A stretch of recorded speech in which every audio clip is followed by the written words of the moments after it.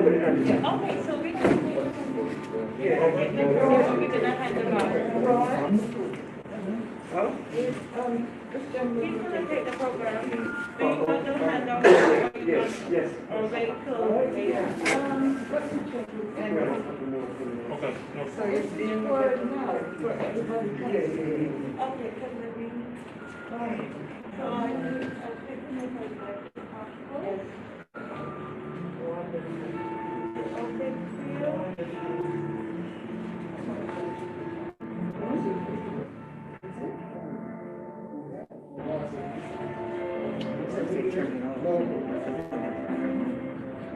Can you jump again?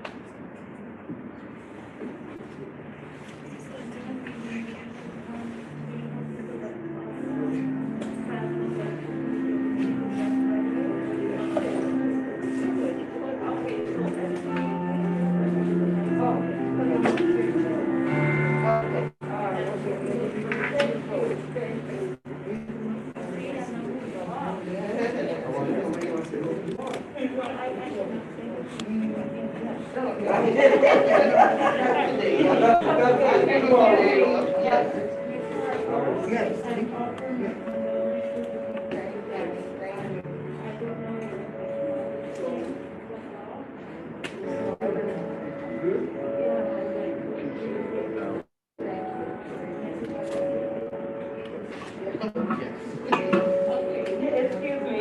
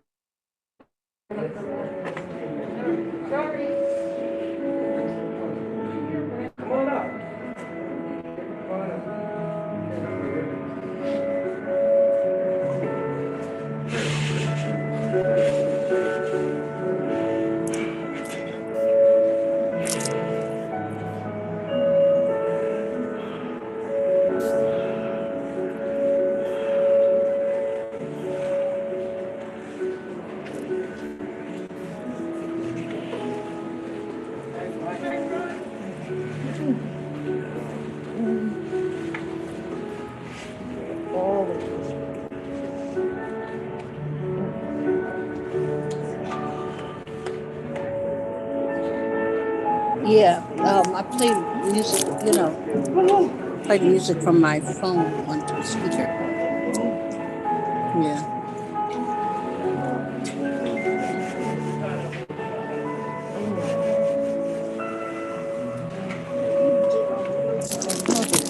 I didn't take them. Yeah.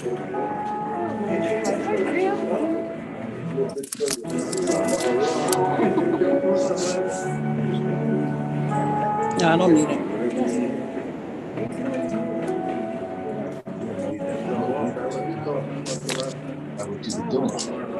I did. That's because ain't no news on.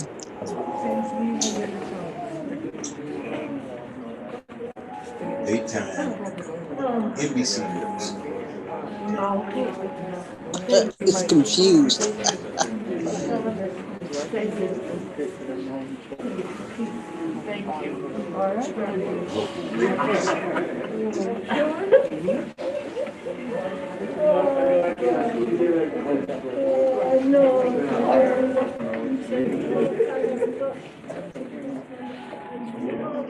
Tracy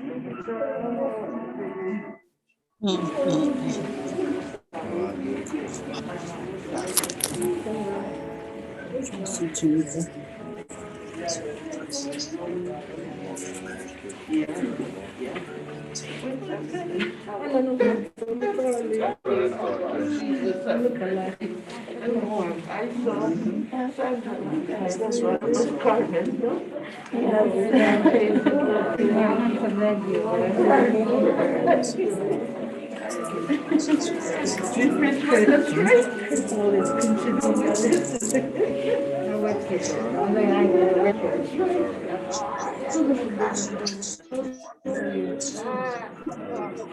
Officers injured in that violent shootout following a high-speed chase.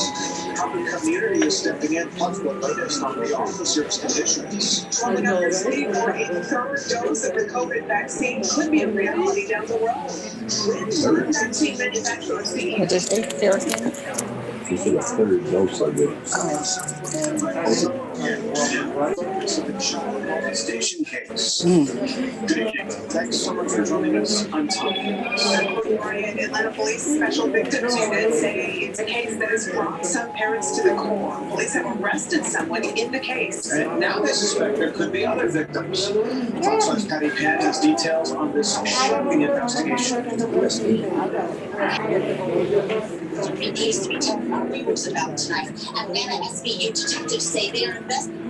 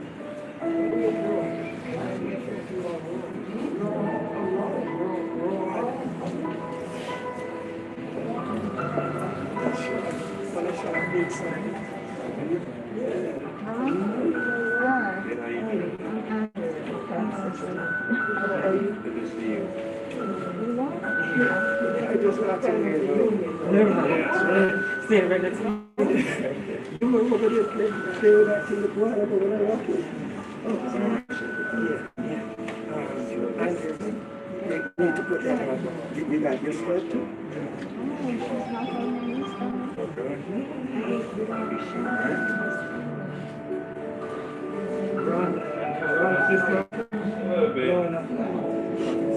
You have 2 more.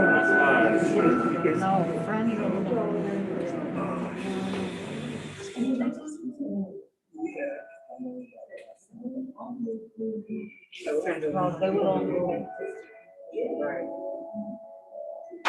You can get rid of that again. Let's see if they request it.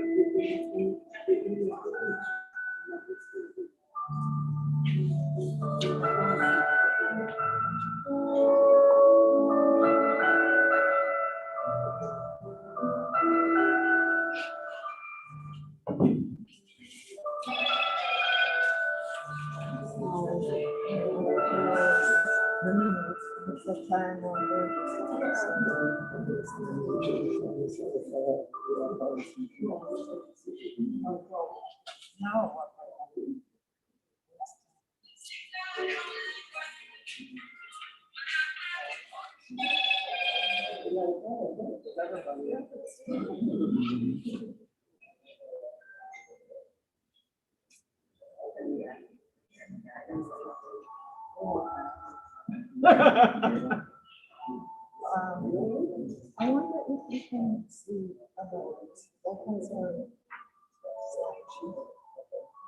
so not doing research, but, yeah, if they have a certain. Okay, yes, so we would like to keep this. Now, it could just keep playing. And I have my one already. You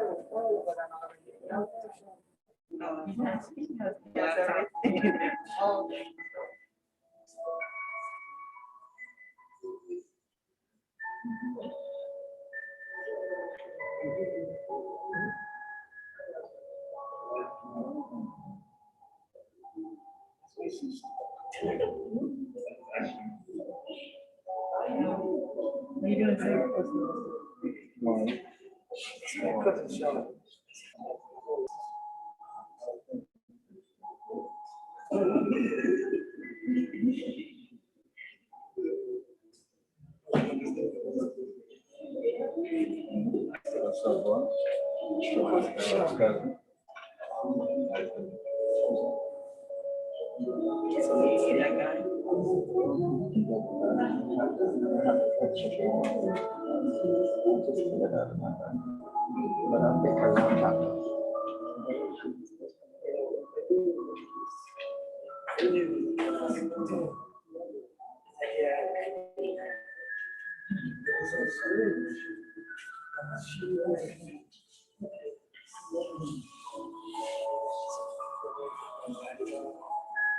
That was a good one. Yes, yes, we did.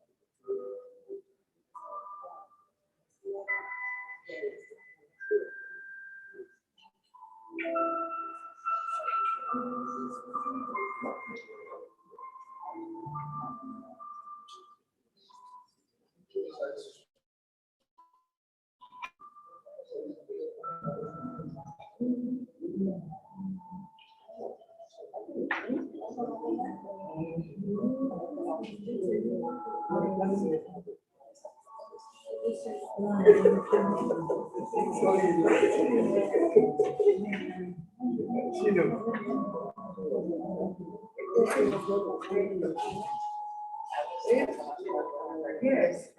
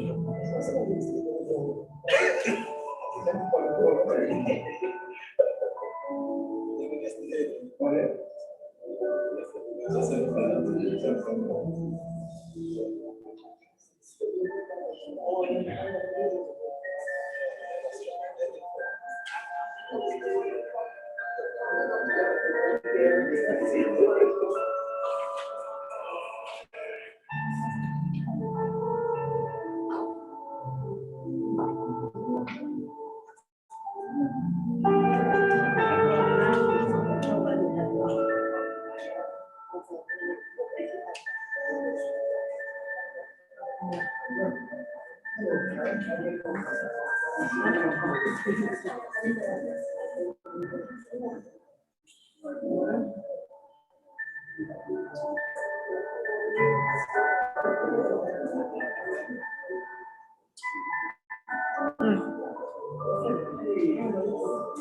Not working.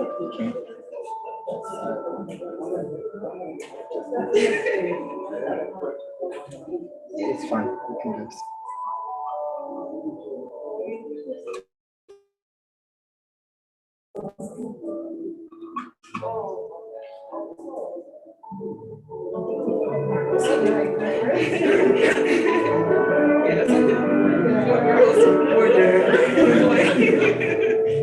You can't wait to play that. I'm gonna tell you to call for probably. No.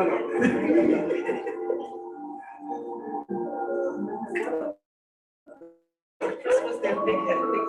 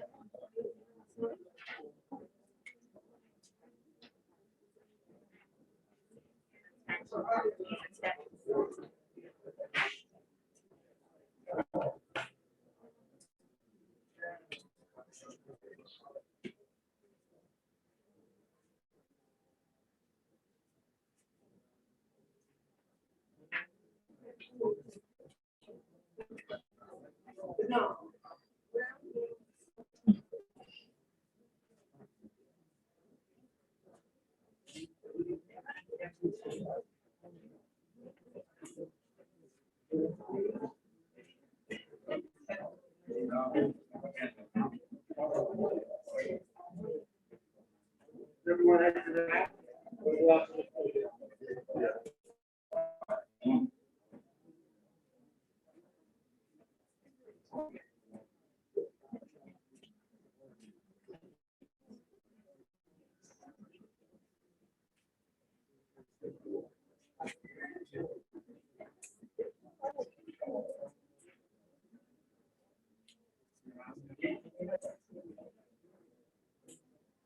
Yes.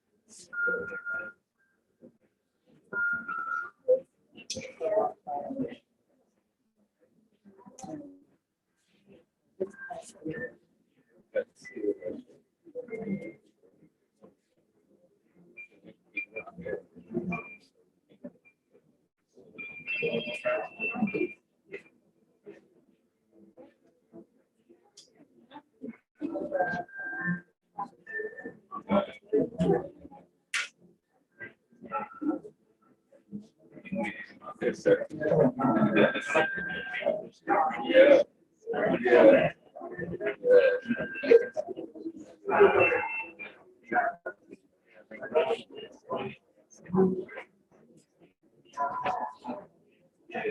I know.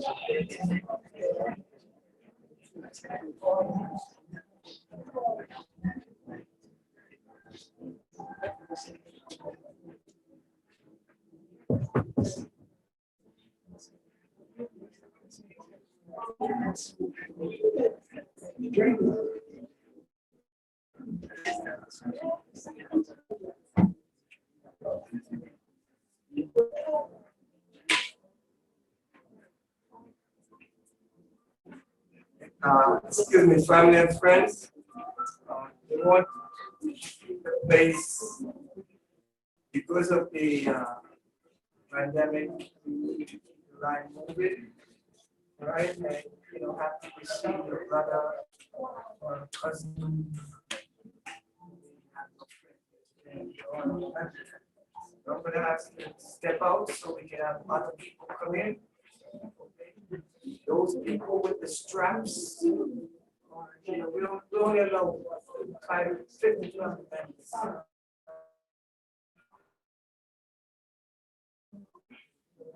Pay your respect.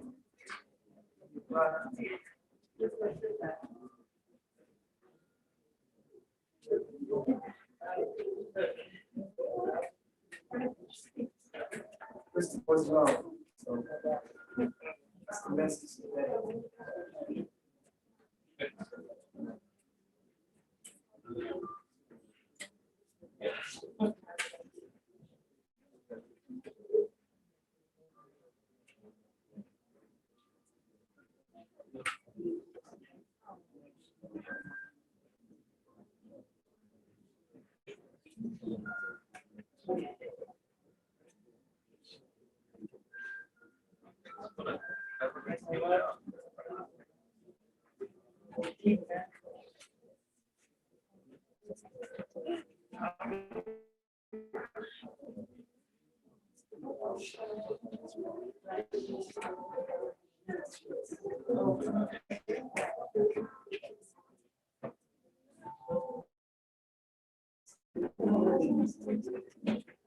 You got everyone view?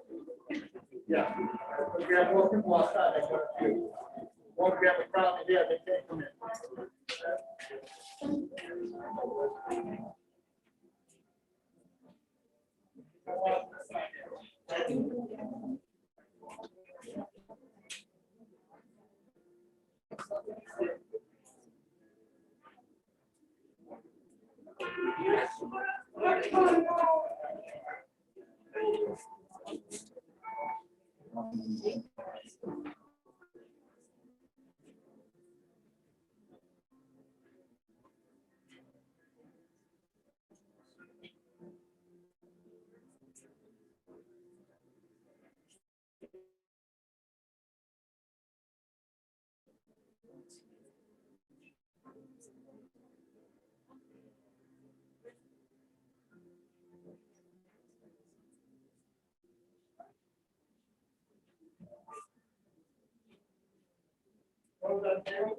Still there.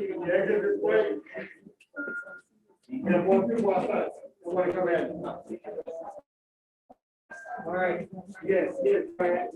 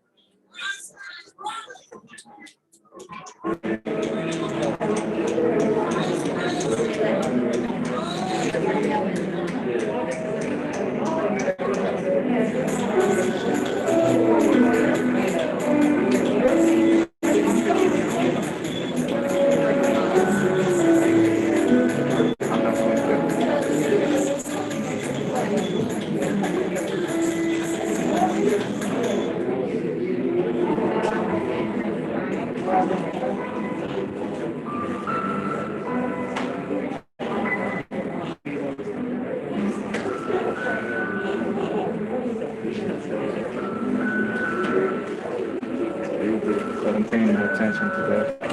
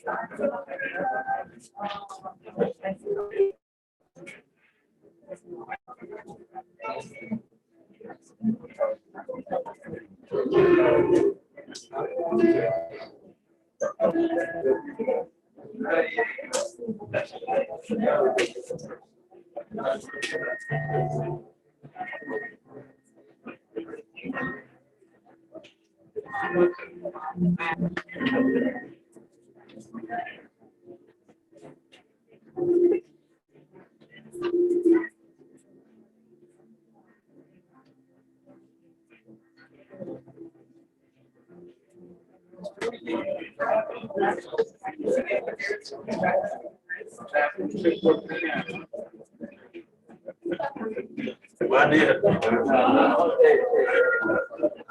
About 6:30.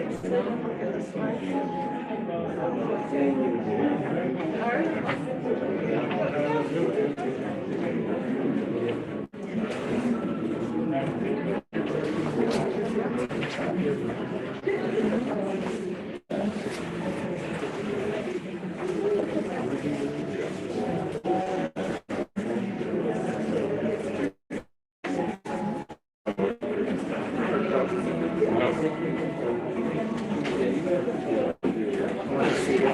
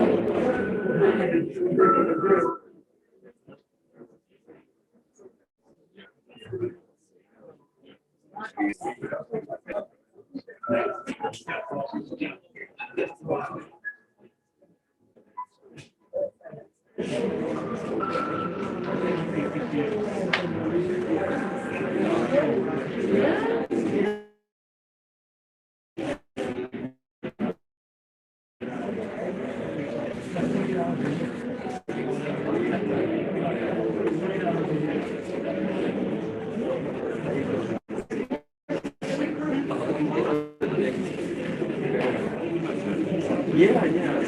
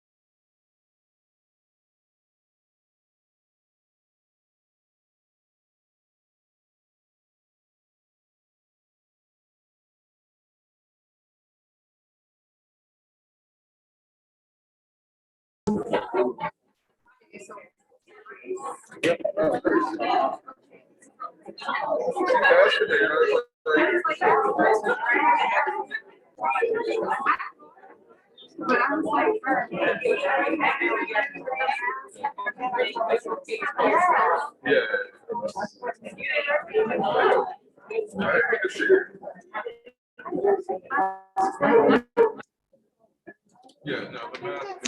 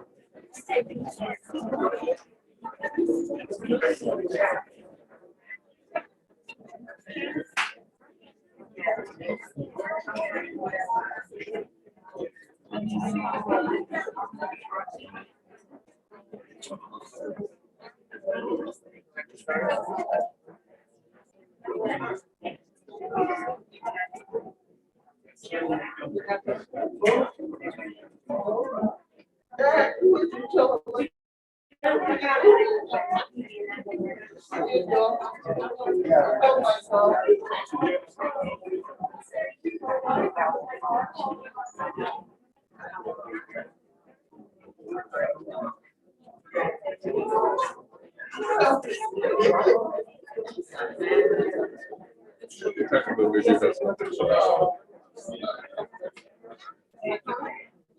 I have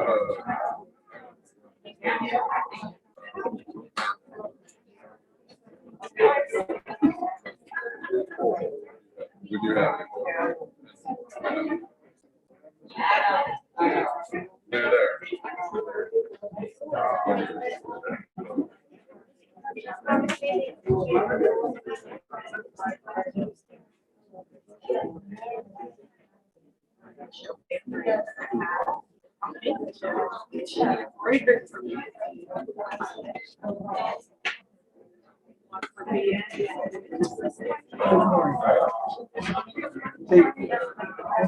Yeah, she brought it. I forgot. Yeah.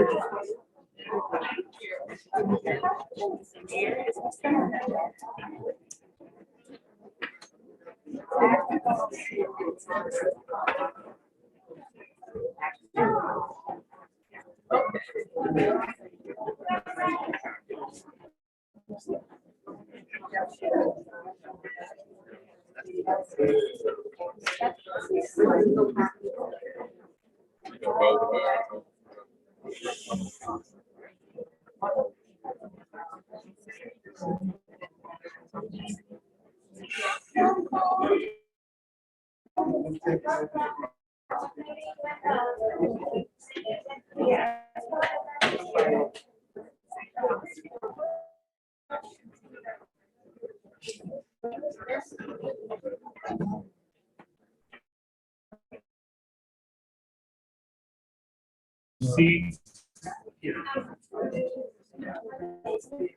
that we may start the homegoing celebration.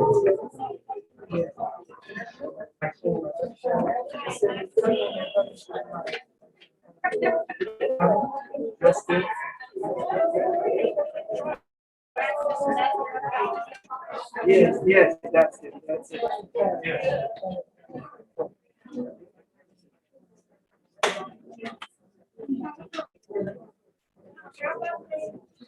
Brian, you're gonna put the helmet up, John?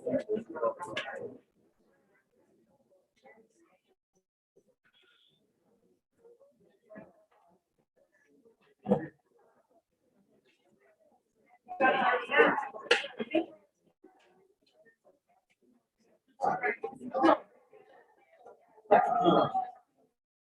the back, can we have a seat? Then we can start the celebration.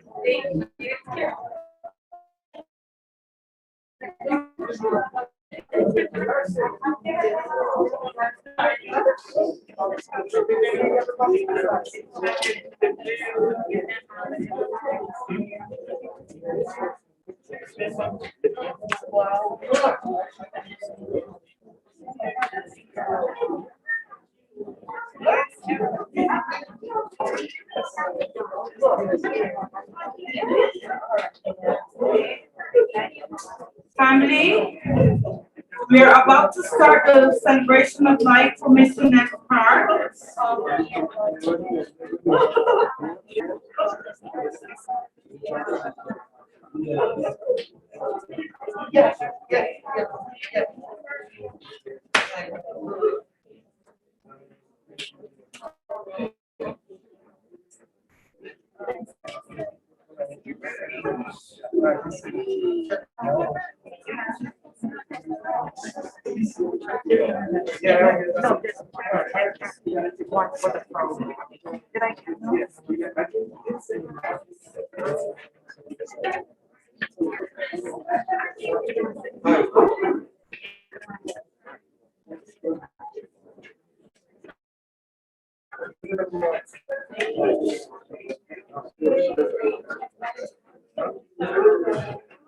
Families, can you please have a seat? We're about to bring gifts.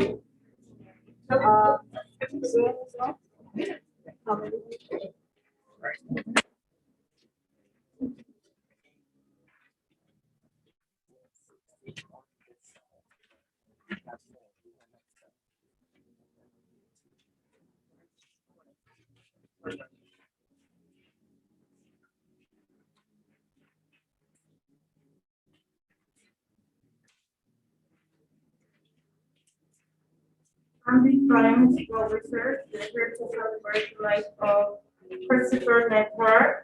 We extend our condolences to you guys, everyone, this evening.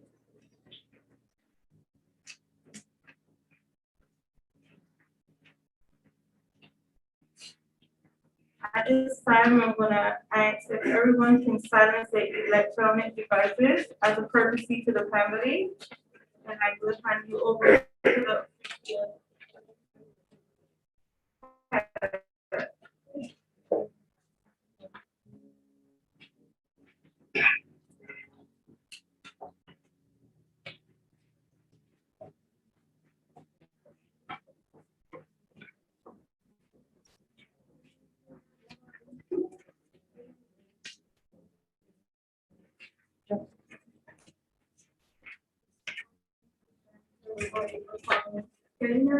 No. Al? Yes. Okay. So just want to thank everybody who's here. As you know, only 50 people can be in the room. People have joined us by Zoom, and almost 100 people between Zoom and YouTube. So, and people will be going in and out of that. So I want to begin with an opening prayer by Henson Patrick.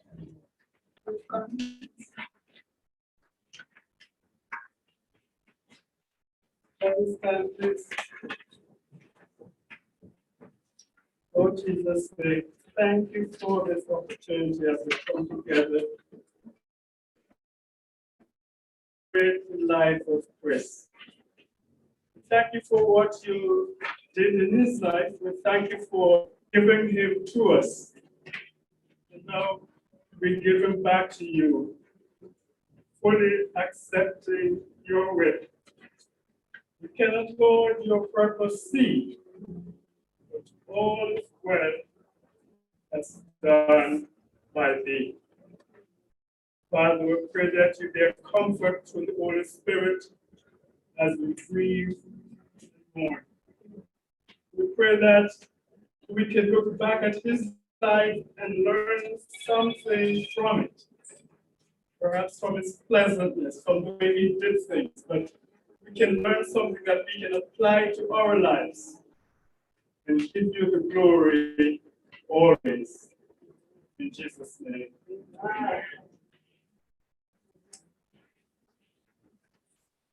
Is Chris in here? Yeah.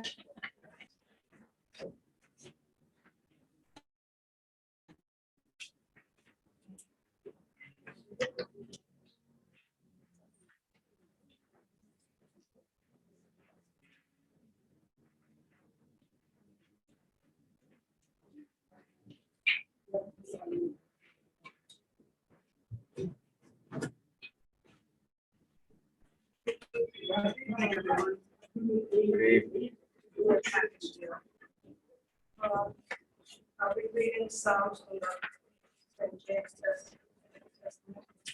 The Lord is my shepherd, I shall not want. He maketh me to lie down in green pastures. Beside the still waters, he restores my soul.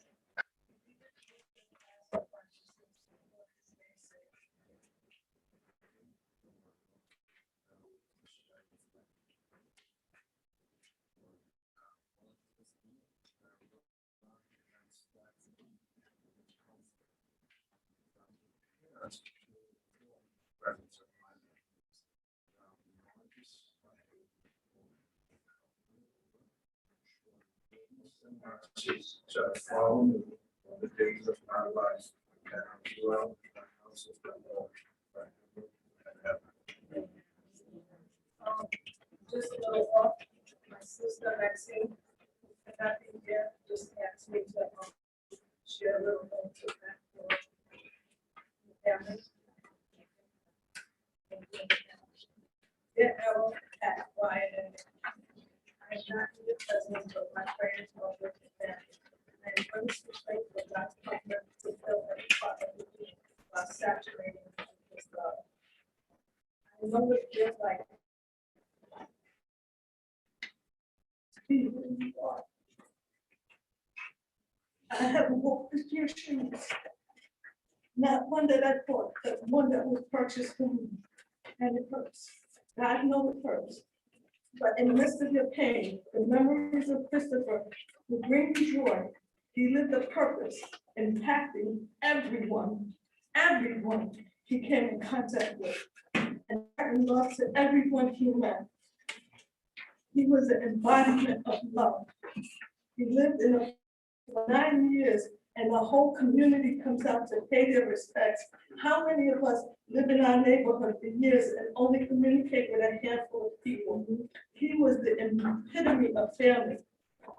I do believe that there's not one family member, near or far, who did not know Chris. He stayed connected, whether through social media, phone, or personal contact.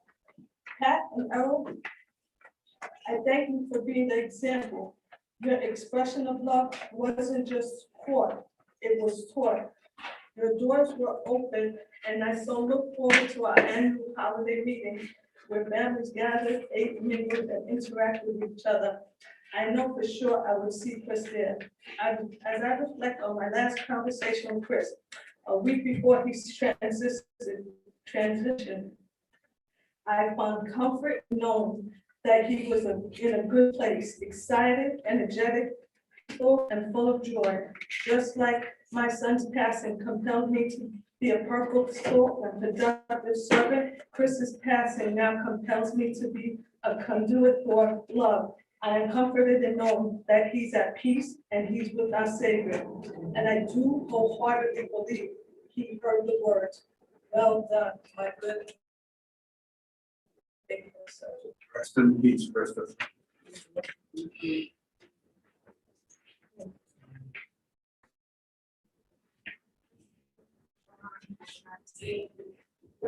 Now, Elantra will come with solo musical selection, His Eyes on the Sparrow.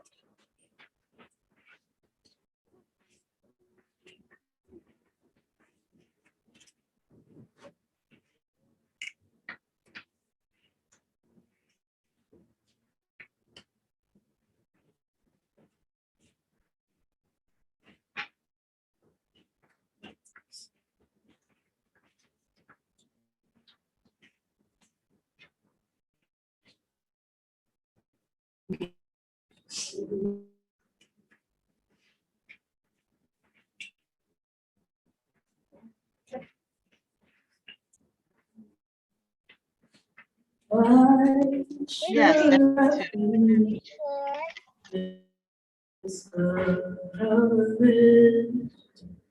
And why should the shadows come? Why should my heart be lonely and long for heaven and home? When Jesus is my portion, a constant friend is He. His eye is on the sparrow, and I know He watches over me. His eye is on the sparrow, and I know He watches over me. I sing because I'm happy. I sing because I'm free. His eye is on this sparrow, and I know He's watching me.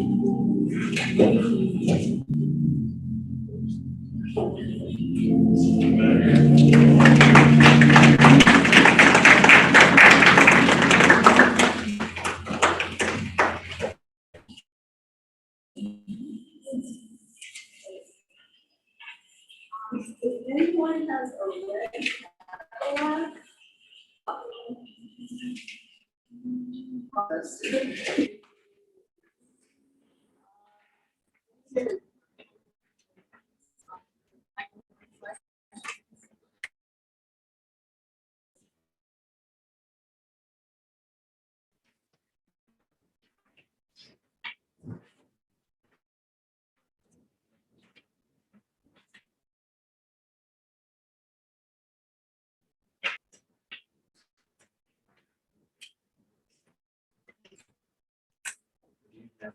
Good evening, good evening. Thank you for everyone joining us in the celebration, transition. Thank Christy and Sean for the 23rd song.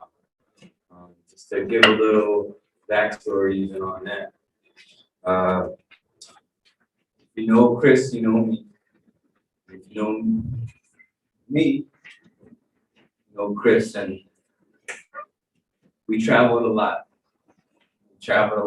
And one thing with Chris, he traveled with God. And he wouldn't let us jump in a car. He wouldn't let us take a journey, take a trip without leading off in prayer for the 23rd Psalm. It was something that was ingrained in us from a very, very young age. The Learning Center, from some of us who all know, where we were brought up, we were raised as children of God. That is the walk that Chris led after the Learning Center. And for all that knew him and had that honor, understood that that was who he was, a child of God. With that said, I'll begin.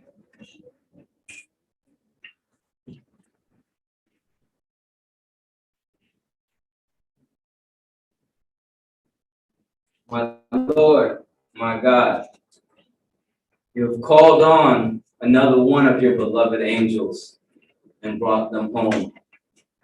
And sadly, for me and for many, this one feels too soon. But your time is always right. We have lost a beloved one, but through your grace and mercy, we shall now have amazing memories. We shall now have a level of appreciation. And we have gained another spiritual warrior to be beside us as we travel through this world. The world as we know it will seem a lot less and the world as we know it will seem a lot less bright without our Chris.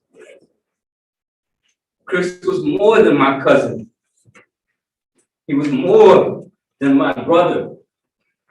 He was more than my friend. He was more than just my confidant. He was my person in life. His smile and his laughter would brighten my world and brighten my heart with just one conversation. I can only hope that I was returning that same favor. Our life experiences are mostly purpose-driven. We all seek the will and understanding of our self-purpose. But Chris didn't seek purpose. He just lived purpose. He was my representation of what God meant to live with love and light. If you knew Chris for 15 minutes or 15 years, one thing was for sure, that you knew he was made from love. As the famous words of my Christopher, yo, Me love you like cuckoo. And I will miss you, my brother, physically, but spiritually, you know, you're never gone. Guidance, blessings, forever, one love.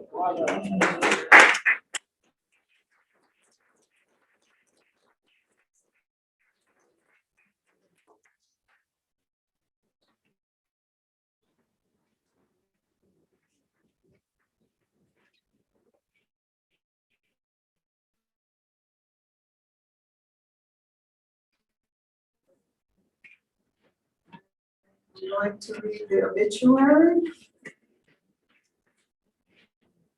Never thought I would read my nephew's obituary.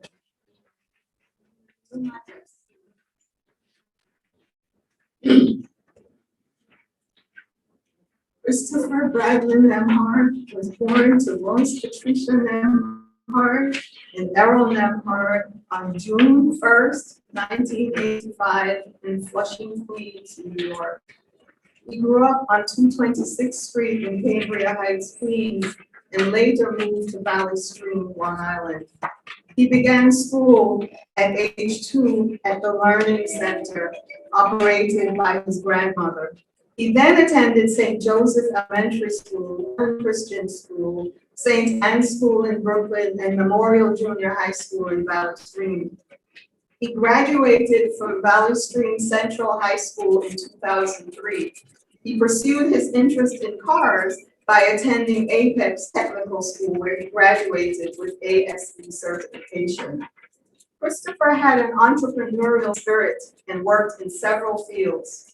He continued to work as an auto mechanic, sometimes bartering his skills for other services. He worked in property management, and over the last few years, many of us know he put a great deal of time and effort into building his business, Midnight Auto Glass.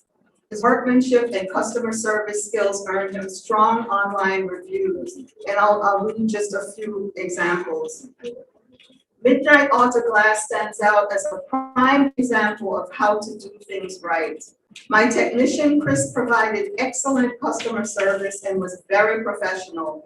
He arrived on time to our appointment and fixed the 2 cracks in my windshield in a timely manner and went above and beyond to ensure my satisfaction. I highly recommend this company over the competitors.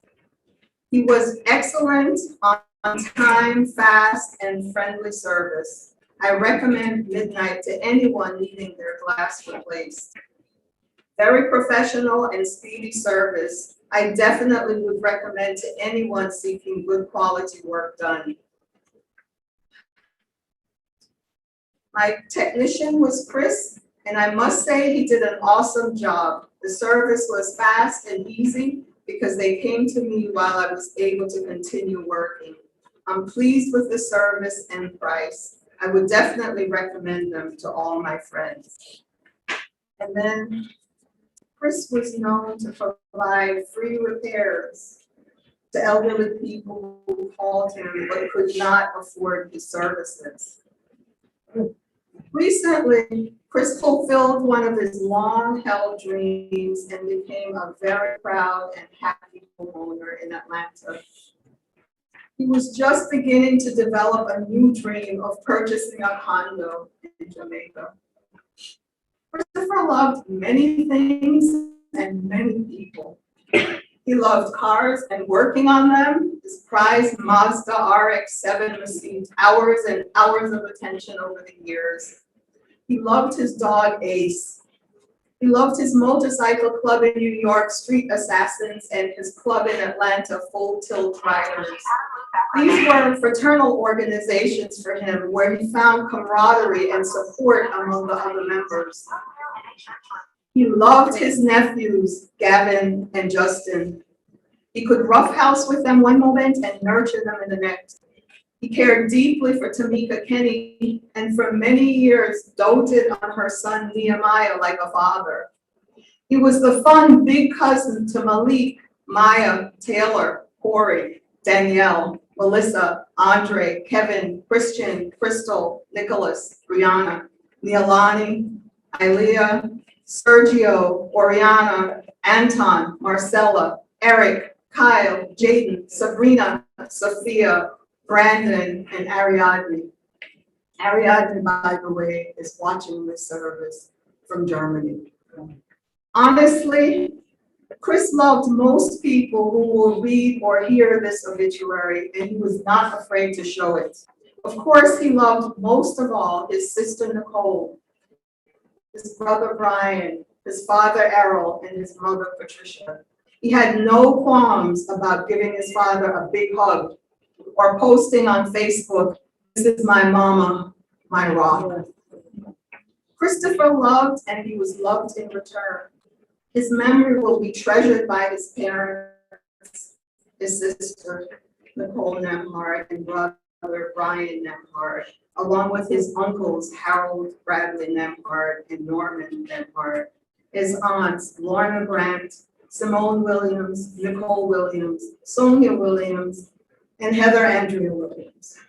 His cousins, Grace Walfall, Enid Silvera, Myrna Vaz, Sandra Heron, Arlene Raffington, Maxine Snoddy, Chrissy Samuel, Carmen Patrick, Winsome McKenzie, Flolette Raleigh, Nadine Baldy, and Helen Ocasio-Wafall. His cousuncles, Mike Raffington, Keith Heron, Rob Samuel, CB, and Mike Wafall. His cousins, Clay, Shayna, Donovan, Ron, Michelle, Chantal, Kerry, Lori, Mark, Rashawn, and Demetria. His dear cousin and brother, David Wafall. Numerous other cousins, his friend Mariah, and many, many, many dear friends. His grandmothers, Linda Williams and Rima Nembhard, his uncle Byron Wallfall, and his beloved Aunt Amy have taken him into their arms in heaven. We love you. And we'll miss you, Chris. We miss you already. Thank you. So we're all going to join in singing Amazing Grace.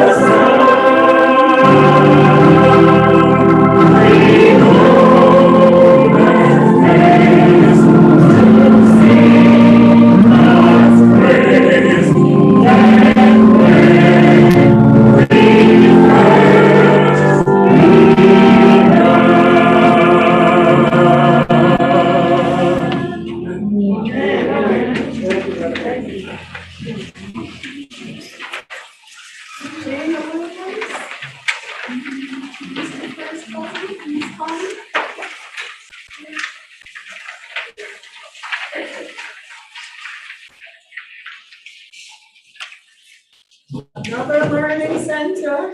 Hello.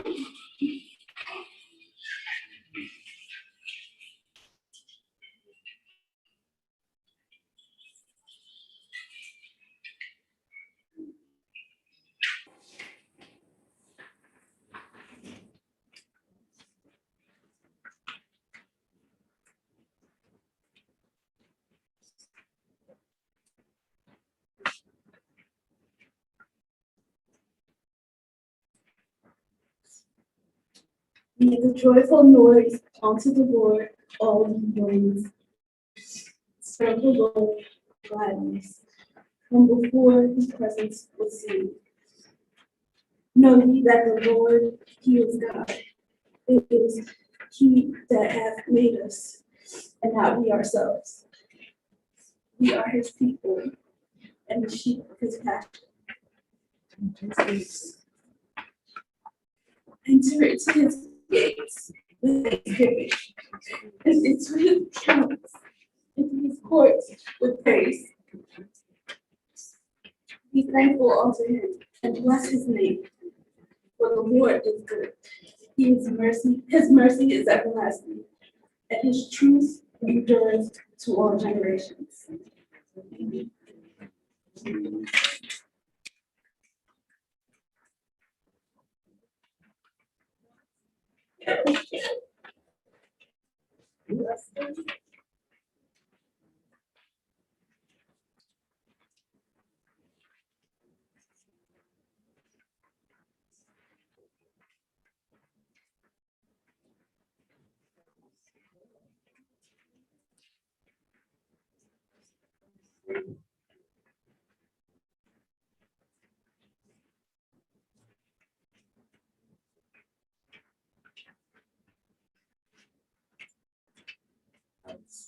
Yes, I can remember.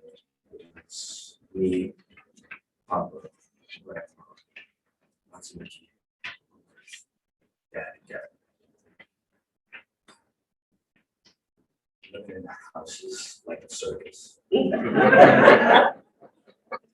Not just us, you guys too. Papa and Grandma are the years. Auntie Nikki is the dancer. Daddy Gavin are the ones in lights, the cameras, showing the works. And me and Uncle Chris are the clowns. Nobody else is funny as us. Grandma's running close second. So.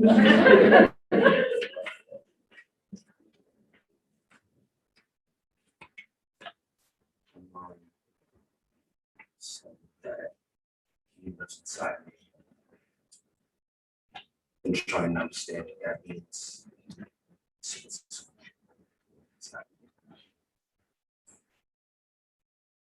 I'm getting in trouble at school.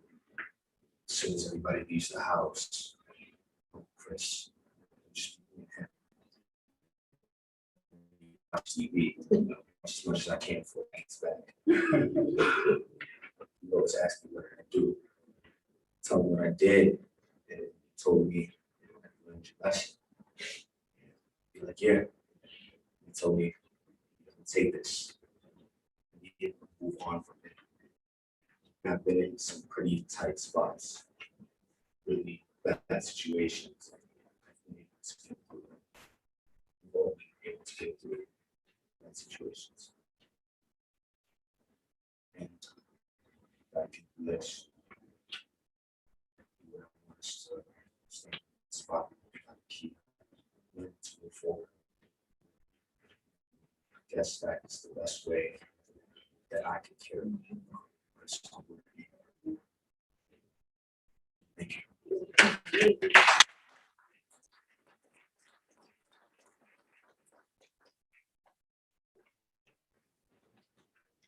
Great metaphor for service. So I'm going to offer some reflections. I warned Errol that it might be a little long. He said, why? And I said, because I have things to say. It was the end of May 1985. I had moved back to New York from Washington, D.C. and was living at home in Queens with my mother, my sister Sonia, and her children, Clay and Shayna, while I looked for a house to buy. One Friday night, I went to a party with a friend and stayed in her apartment in Brooklyn so that I could go house hunting on Saturday. There were no cell phones. When I called home on Saturday morning, I got a scolding from my mother. Now keep in mind, I was, high 20s. Where have you been? Don't you know Pat have baby?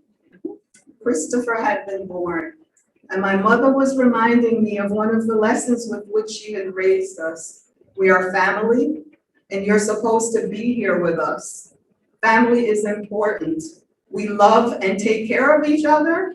And even though your sister can do perfectly fine having a baby without you, you're supposed to be here for her. Mrs. Nembhard raised Errol with those same values. 6 months later, on Christmas Day, 1985, Christopher and I were forever linked in family lore that has lasted for 35 years. I'm sure, Chris, it will go on even now. We were at my mother's house for dinner. Everyone left me in the living room with Chris, and I held him on my lap for a little while. Then I put him to stand on the floor. Clay and Donovan, my nephews, were well past this stage, and I had gotten used to living in the house with Shayna, who was almost 2 and could stand and walk. So I completely forgot that this poor little 6-month-old baby could not stand up. Well, predictably, he sank to the ground on his bottom and burst out with one loud piece of crying. Everyone came running from the dining room, and so it began. For years and years at family gatherings, Chris and I got teased. Remember the time when Auntie dropped Chris on his head? Or Pat would say, don't leave your kids with Andrea until they're 2 years old. Or Shayna would say to Chris when he was bothering her, Chris, that's why you act that way, because Auntie dropped you on your head. Chris and I would roll our eyes and laugh. We knew we would never live it down. Chris is one of the people I love most in this world. I relied on his calls for my birthday. I got my last one in March. When I was moving from North Carolina to Philadelphia, he came and spent 3 days packing and cleaning, patching walls and painting. Always the night owl like his mother. When I was asleep, he would pack the pickup truck with stuff from the garage and take it to the storage space. He power washed the driveway and in other ways helped me to prepare my house for sale. Then he left so he could get back to Atlanta because Tamika had to go to work and he needed to take care of Nehemiah. When I texted him to thank him, he replied, I feel good knowing that I can help you. In recent years, we bonded over hair. We always had to talk about locks. How often do you twist? How do you repair the damaged ones? He mailed me bottles of the oil that he used. He was self-conscious about his forehead. And in a recent call, I had to say to him, Chris, stop worrying about that. You are such an incredibly handsome man. He was my Chris. Going to Aunt Amy's burial at Pine Lawn, Chris You're going to drive my car out to Pine Lawn, and David will go with us, and we're leaving on time, okay? Yes, Auntie. Leaving Simone's wedding in Atlanta. Chris, you know I don't like to drive at night, so you drive my rental car to the hotel, and Pat and Errol will follow us, okay? Yes, Auntie Panty. Chris, I will always be your Auntie Panty. He was my Chris, and he was our Chris, our son, our brother, our nephew, our uncle, our cousin, our friend. So funny, so sweet, so loving. Many, many people have said to Pat and Errol over the last 2 weeks that they had just spoken with Chris. He was shy in some ways, but he was also gregarious and friendly like his father. And he kept in contact with the people he cared about and who cared about him. As human beings, we are impelled to search for meaning. We try to make sense of our experiences. We want to know why. As I stand here before you today, I still cannot believe what has happened to our beautiful Chris. So I know that I am far from making sense of his death. But one thing has been helping me to think about his life. At the services in Atlanta last week, Jamie said, Chris came to love. I like that. That makes sense to me. Chris came to love. And I can tell you that his love has a long memory. Our mother, Chris's grandmother, died when Chris was 10. He loved his grand. In fact, the day before she died, he crawled up onto her bed and she helped him with his homework. Well, the evening that he died, let's just say in the most passive voice, that the decision was made to get Chris, Nikki, and Shayna out of the house and send them to my house in Brooklyn. Years later, when Chris was in his late teens, he let me know how angry he had been and still was at me for not letting him see Gran when she died. I had no idea that it had affected him so much.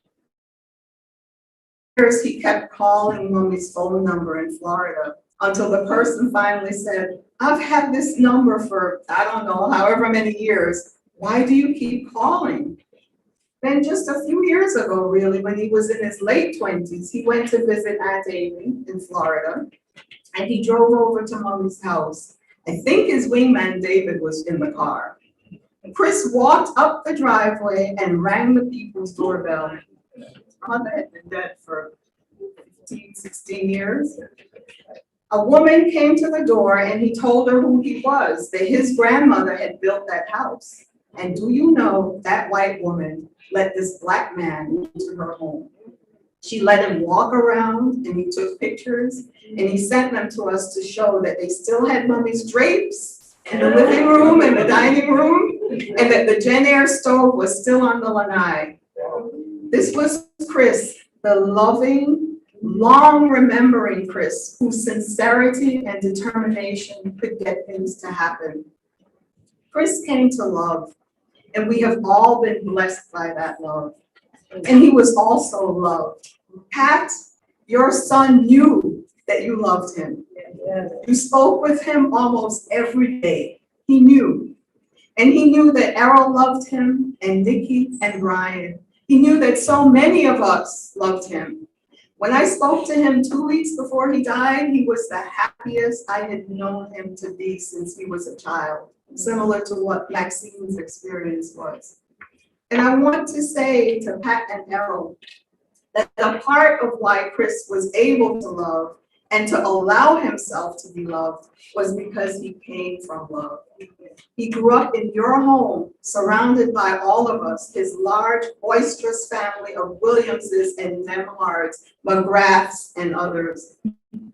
Your home on 226 took Mommy in when she was sick, and your children saw that. You welcomed Grace into your home in Valley Stream, and they saw that. Your home feeds the throngs on Christmas morning. And your home has been my New York home for more than 20 years now. I have called Pat from Connecticut, Massachusetts, North Carolina, and Philadelphia and said, I'm coming for a week. And you have said, oh, good, when? It has never once occurred to me to ask if I could come. Your home, Pat and Errol, is full of a love that embraces others. And Chris emerged from that love into the world. And from this place of love, I say a prayer for the person who died with Chris.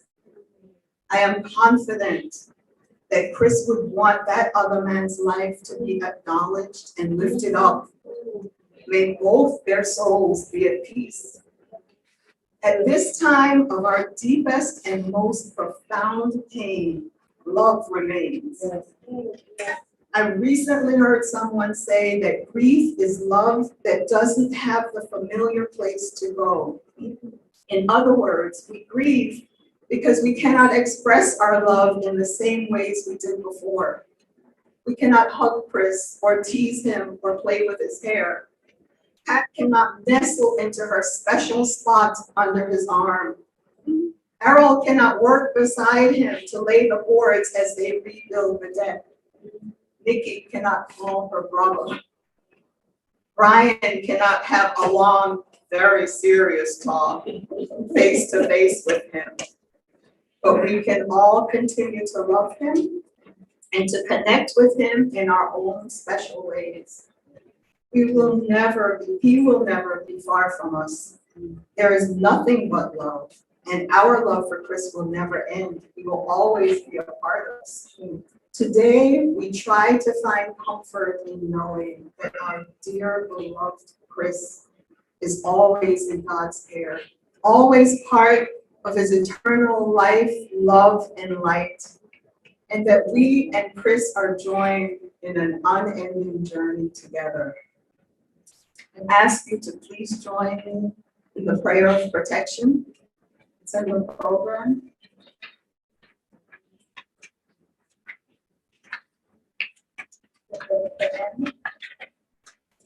The light of God surrounds us.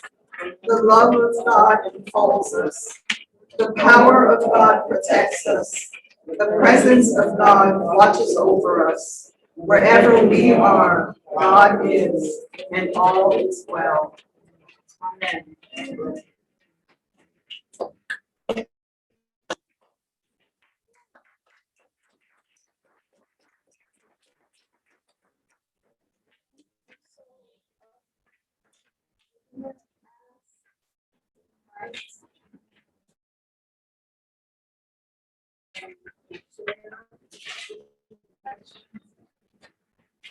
Oh, sorry. Thanks, Grace. Family, friends, to come and share reflections. We only have, we don't have all night, but if you want to say something to Chris, to us, please come.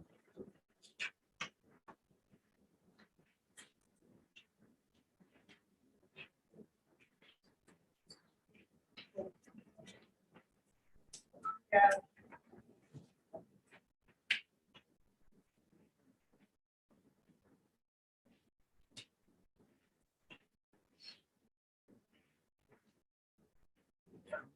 It's funny, just Christmas a while ago. So even though we didn't have the whole family there, Grandma was happy, Baba was happy, Dad, Justin. I didn't care if no one was there, if no one was there. I had my family there. I didn't care about the gifts. Just got your family there. Chris, there's nothing wrong. You may have COVID, but that's not stopping the Nembhards. So, seeing him gone, it's like every time you go to Christmas or Thanksgiving, it's gonna remind you of them. But, he would want us to be happy. Nembhards are a tough last name. Says it in it.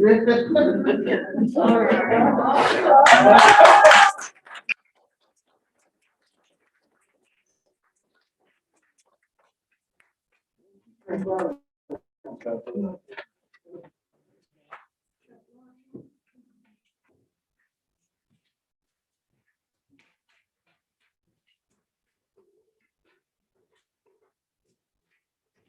day, family and friends.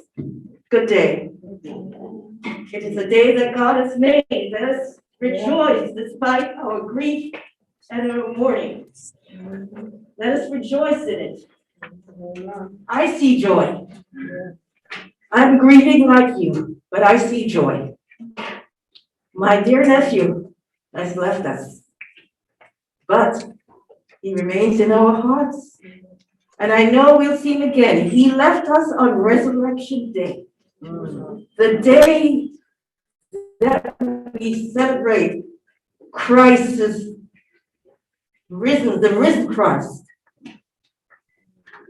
Now, that Easter Sunday, Resurrection Day, I had gone to church, I made many calls to people, and it was a long day for me. I had not eaten dinner, and I was getting hungry. My last call ended about 7:30 with Winston. And I thought, I've not heard from Chris. Normally, he calls on these occasions, as has been said by so many here. Chris, one could rely on.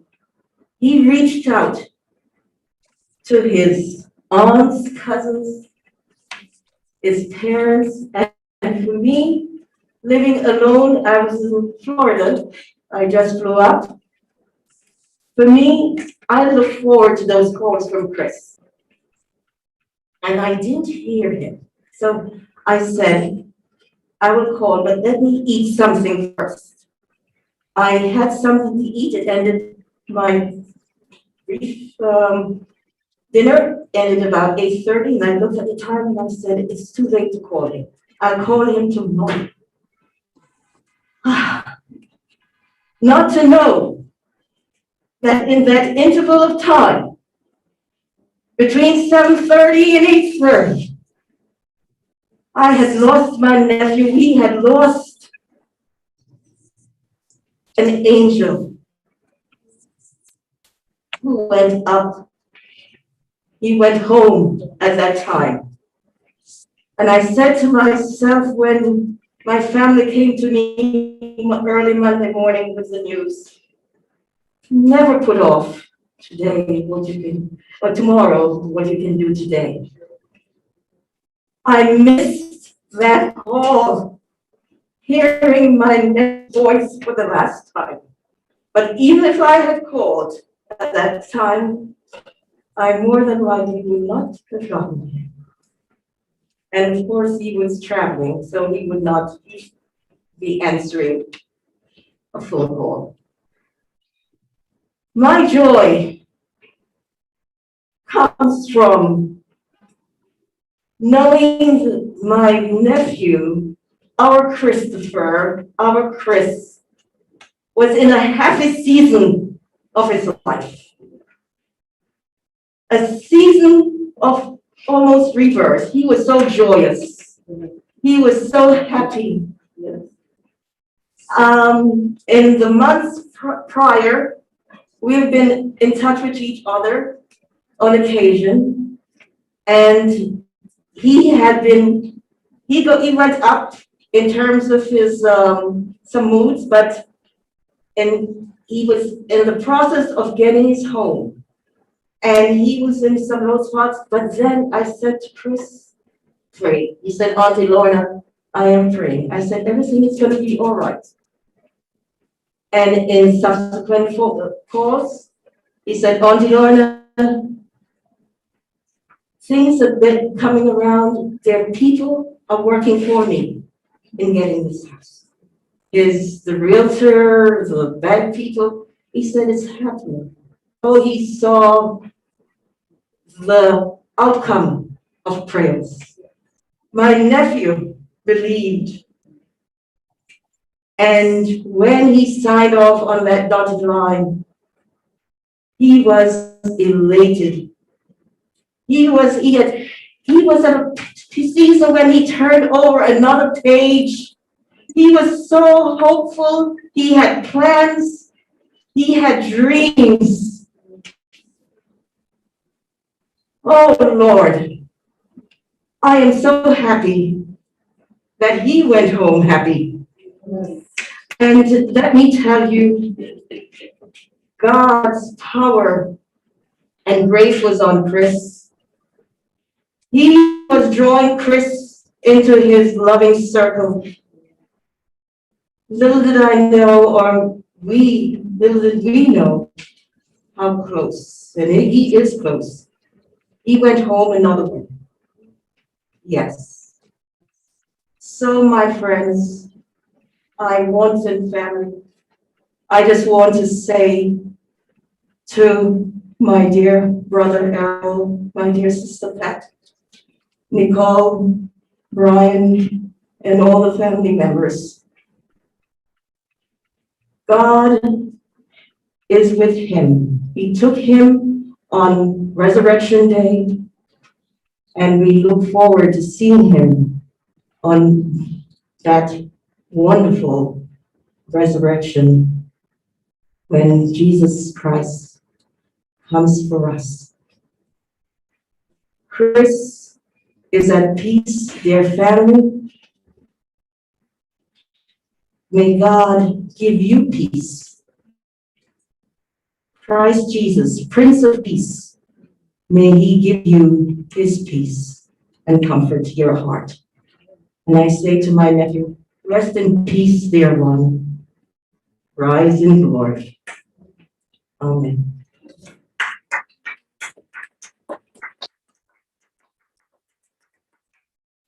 Can we just sing for a break as all the people come out? When we all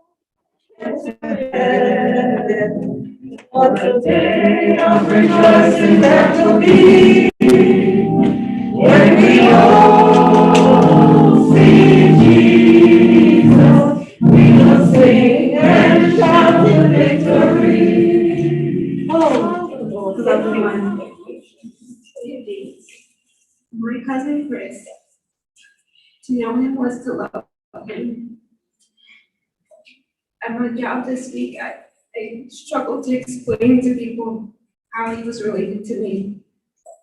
I was his second cousin. But in our family, there is no first, second.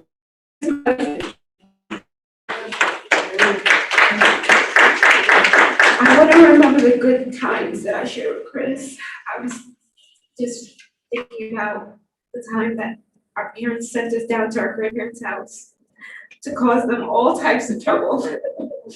I remember telling Chris, let's go scare your grandmother. All right, come on. She's gonna come out the shower in a second now. So when she comes out, we'll jump out from behind the blinds.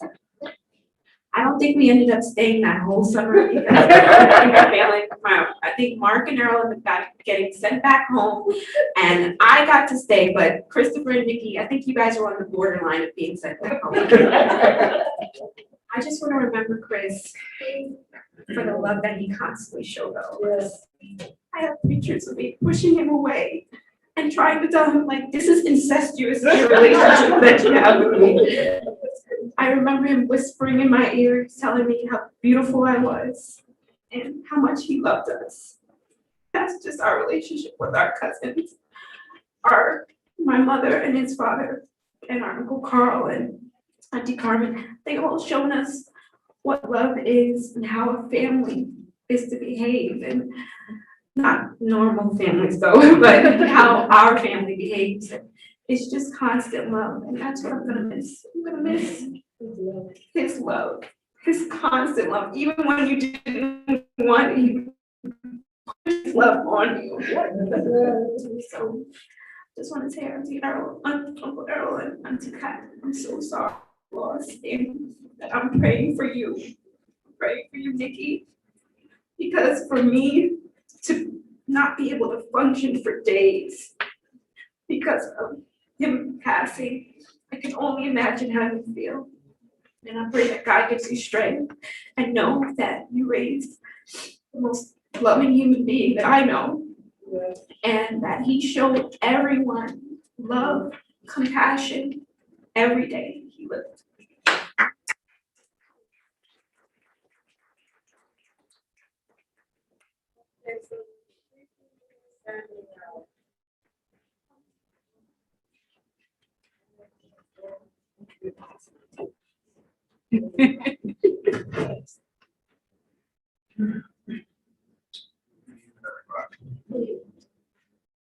I just asked Brian, fellas, first friend to come up there.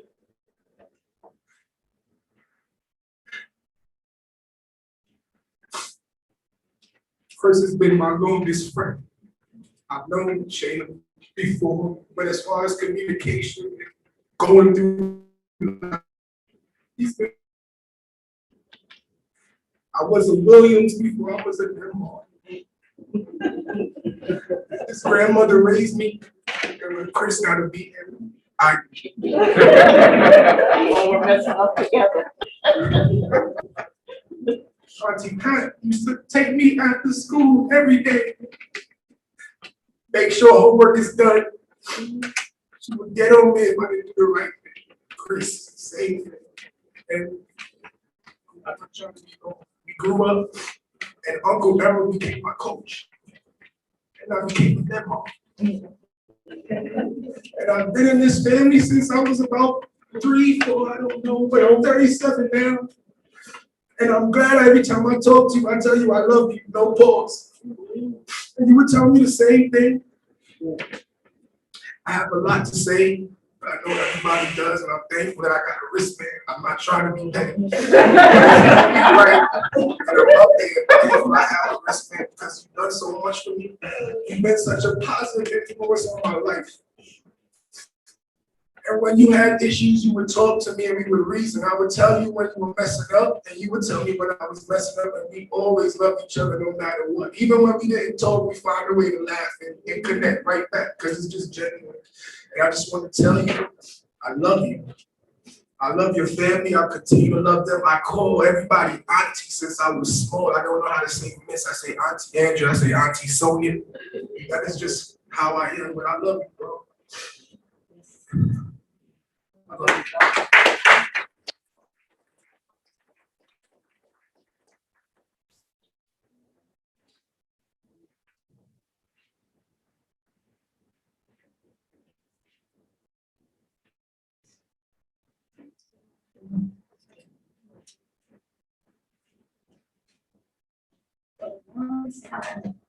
It was always Michelle and Barack.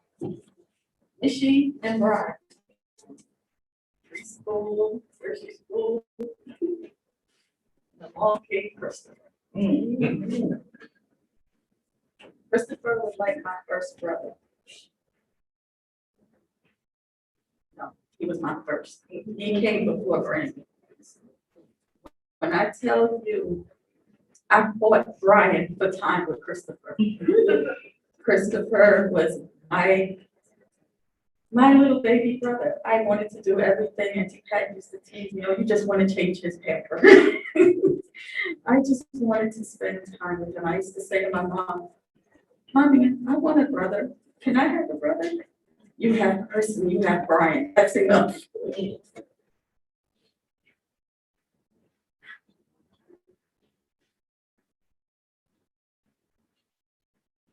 He was such.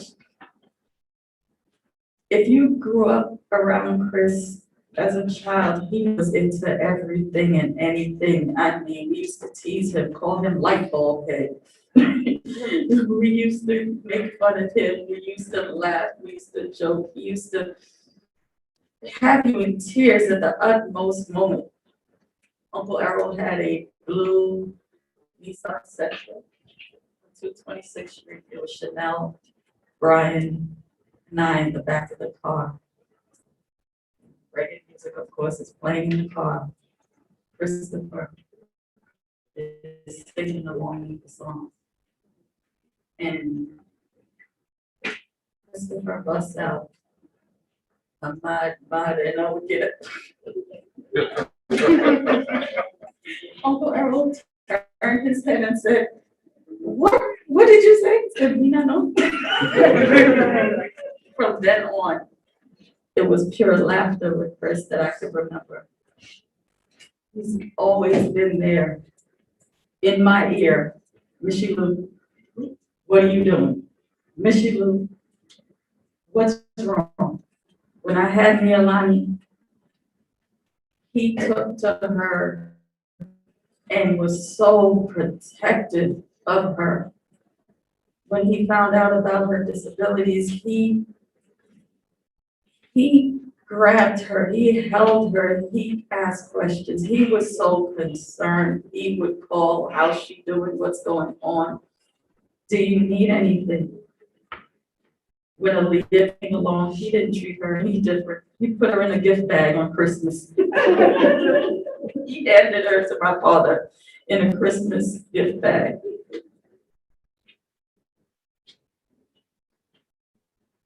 I love you, Chris.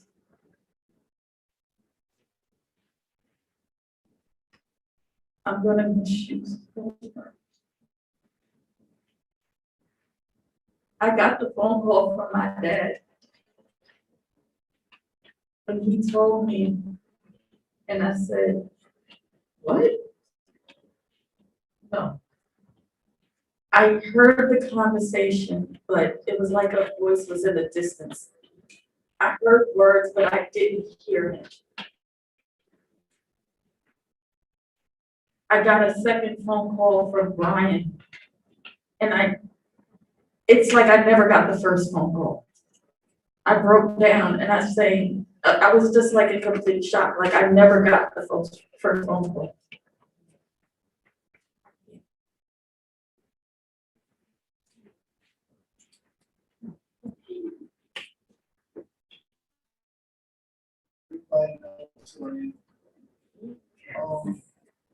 I say this on behalf of myself and my sister that he didn't believe it. He would be like, oh, you're driving us crazy. Come on. But the love was just what it was. It was just his way of doing things, his way of showing. This has been weird for me.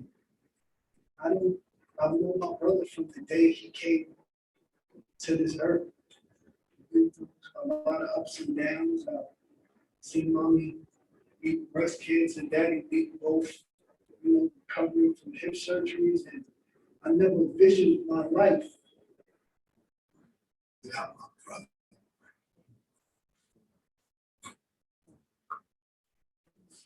Brother has a lot of friendships, a lot of people that touched him that he touched as well. I just know, just feel like it's always home.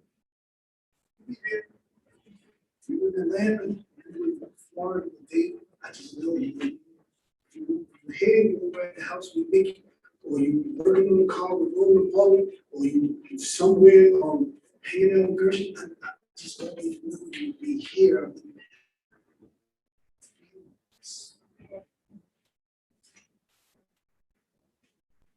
We've been through a lot of losses in this family.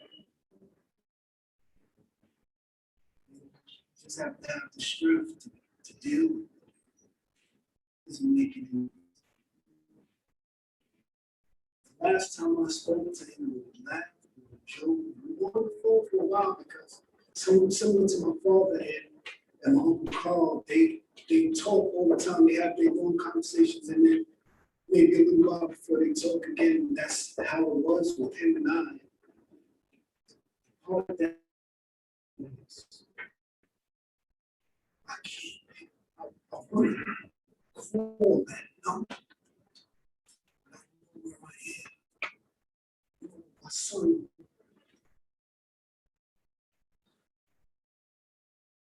My son can get to experience hope because I had a plan for it. Plan together. I'd like to thank everybody that called, text, Facebook, Instagram, say for mommy, dad, all of us. thank you for sharing in my brother's life. Allowing me to share their life. I'm so grateful that my cousin Maxine that always kept on faith and kind.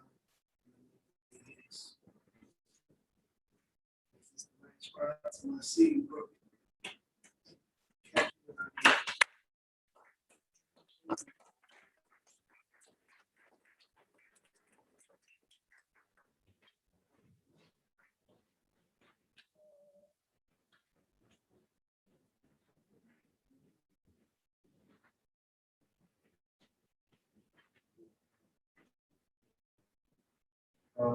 I know it's finishing at 8 o'clock, but the gentleman all the way from Atlanta, president of the club that Christopher was a member of, who feel what when you say so.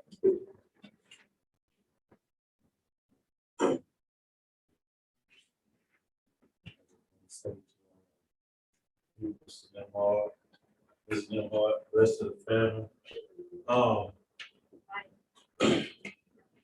It ain't necessary blood that make you family. And we love Chris just as dearly as everybody else did. I mean, everybody speaks the same thing. I'm being real short. If you knew him, you knew love. And I'll just say, if you got to see the Zoom video from last Sunday, you only saw a small portion of, the people returning love to the love that Chris gave. And, I wasn't going to say anything, but I just, I thought it would be a whole lot easier. Not this the second time, but hey, we haven't gained another angel. Yeah. Haven't gained an angel. So please don't look at this, and I know it's easier said than done, but try not to look at this as a sad occasion or grief. Just look at it that heaven has gained another angel. And I'll say this, and I'm going to take my seat. I was looking at a couple pictures, and we were sending a couple pictures around, and I don't know if it's just me, but if you look at every picture of him since it happened, it seemed like he's looking down at all of us. So, with that being said, just look at it there like we all gained a guardian angel, and take the good message out of whatever it is, for the good message it is. Just take that with you and keep uplifting his name, because I've never seen him say it, so just keep uplifting his name. Mr. Nembhard, y'all know we love you. We're only a phone call away. Thank you.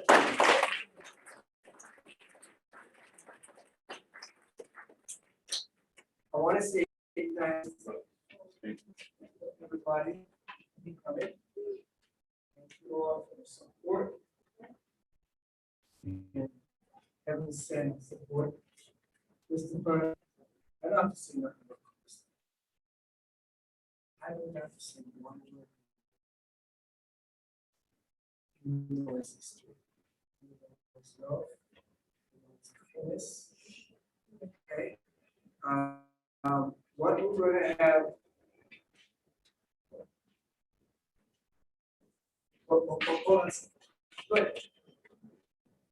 Ladies and gentlemen, we are coming to almost close the service because we have some people outside who would like to come and pay final respect. We're going to do a last film with you in here, but you have to no stopping. The immediate family should remain seated. From the rear, you're going to come up. The staff is going to assist you coming up. You're not going to stop. It's going to be a walkthrough. So the people outside can get a final view as well. Please respect mom and dad, and so that other friends can say a final goodbye, because mom and dad have to also do a final goodbye as well.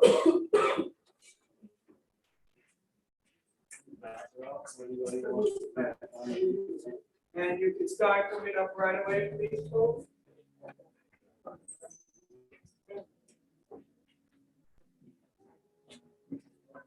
As you come back to the back like this, let's go.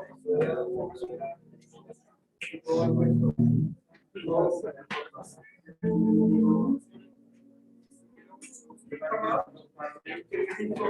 The exit.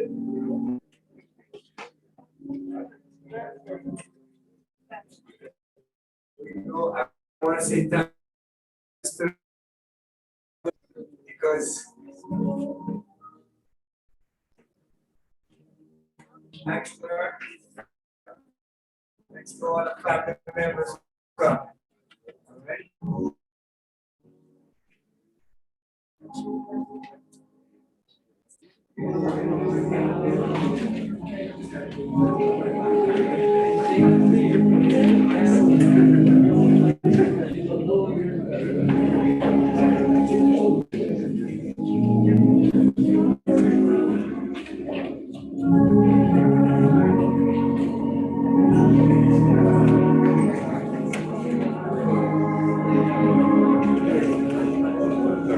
Brother Enzo, can you come to the mic, please?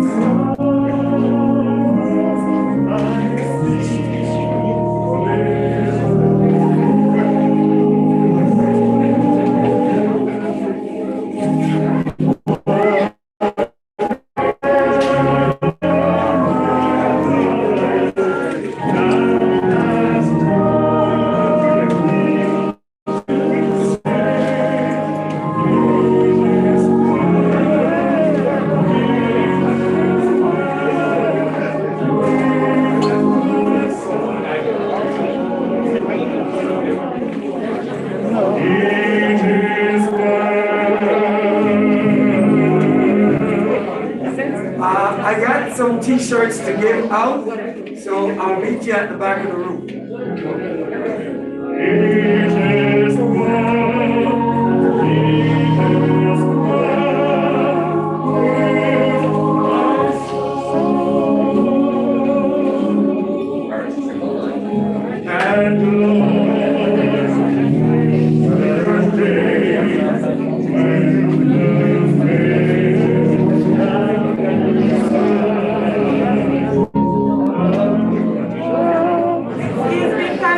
Can you please exit the building so the ones outside can come in?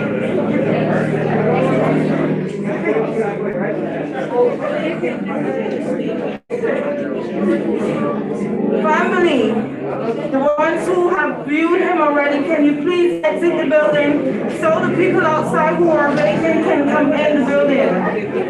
Thank you.